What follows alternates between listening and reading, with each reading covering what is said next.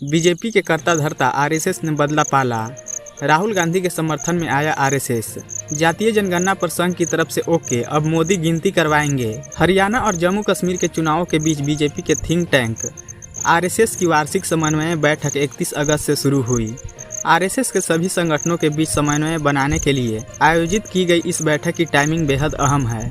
ऐसे में जब विपक्ष ने जातीय जनगणना को एक बड़े मुद्दे की तरह पेश किया है, राष्ट्रीय स्वयंसेवक ने सोमवार को इस पर अपने समर्थन का संकेत दिया है। साथ ही आरएसएस ने यह भी कहा कि इसका इस्तेमाल राजनीतिक या चुनावी मकसदों के लिए नहीं किया जाना चाहिए। इसमें यह भी कहा गया कि अनुसूचित जाति और अनुसूचित जनजाति के सब क्लासिफिकेशन की दिशा में कोई भी कदम इस समुदाय की सहमति के बिना नहीं उठाना जाना चाहिए। SC/ST समूहों के विरोध को देखते हुए बीजेपी समेत राजनीतिक दल इस मुद्दे पर कोई रुख अपनाने से कतरा रहे हैं। मीडिया रिपोर्ट्स के मुताबिक एक प्रेस कॉन्फ्रेंस को संबोधित करते हुए आरएसएस प्रभारी सुनील अम्बेकर ने कहा कि आरएसएस सोचता है कि निश्चित रूप से ऐसा समुदाय या जाति जो पिछड़े हैं, अगर उनके लिए सभी कल्याणकारी योजनाओं और कामों के लिए अगर सरकार को कभी कभी उनकी संख्या जानने की जरूरत है तो इसमें कोई परेशानी नहीं है। आरएसएस नेता ने कहा, पहले भी सरकार ऐसे डेटा ले चुकी है और इसलिए दोबारा ऐसा कर सकती है, लेकिन यह उन समुदायों और जातियों के कल्याण के लिए ही किया जाना चाहिए। इसे चुनाव के लिए जातीय हथकंडे की तरह इस्तेमाल नहीं किया जाना चाहिए,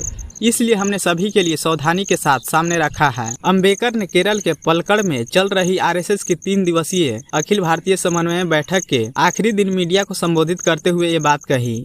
उन्होंने कहा कि हिंदू समाज के रूप में जाति और जाति संबंधित संवेदनशील मुद्दे हैं। यह हमारी राष्ट्रीय एकता और अखंडता के लिए एक अहम मुद्दा है, इसलिए इसे बहुत संवेदनशीलता से निपटाया जाना चाहिए, न कि चुनाव या चुनावी प्रथाओं और राजनीति के आधार पर।